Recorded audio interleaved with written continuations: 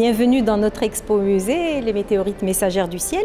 En fait, on va essayer de faire une sorte de visite guidée, mais pas vraiment, mais juste focaliser sur quelques météorites qui sont un peu exceptionnelles, marocaines bien sûr. Je vais commencer par Tam Dart. Alors pourquoi je commence par Tam Dart? Parce que c'est une météorite phare et on a habillé le musée aux couleurs de Tam Dart. Alors Ben Guerir, c'est pareil, elle est particulière parce qu'elle est tombée en novembre 2004 en plein jour à midi moins le quart.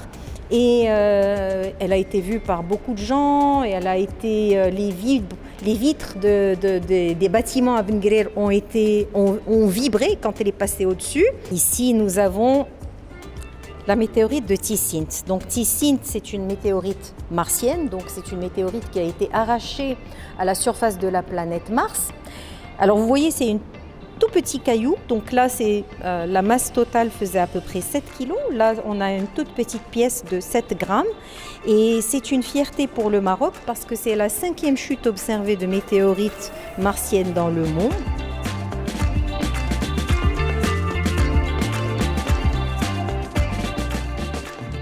Dans cette exposition, en fait, le cœur battant, ce sont les météorites, mais nous avons voulu être inclusifs. Donc, nous n'avons pas que les météorites. Alors, nous avons pratiquement toutes les météorites qui sont tombées au Maroc, les chutes observées marocaines, depuis Ben Guerir, qui est tombé en novembre 2004. On a des spécimens de ces météorites-là que vous pouvez voir et que vous ne pouvez voir nulle part ailleurs. Il y a également, en fait, une maquette de cratère d'impact, puisque lorsque vous avez une grosse météorite qui tombe sur Terre, elle peut creuser un cratère d'impact, donc pour montrer ce que c'est.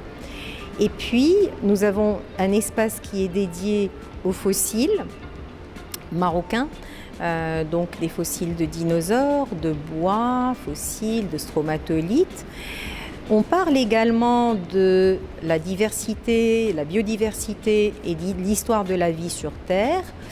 Nous avons un espace qui est dédié aux minéraux aussi et un espace qui est dédié à l'exploration spatiale et aussi, donc comme je disais, l'apport des savants musulmans aux sciences et à l'astronomie. L'idée derrière, c'est l'idée du partage du savoir, parce que la Fondation At-Tariq, c'est une association qui a 4 objectifs.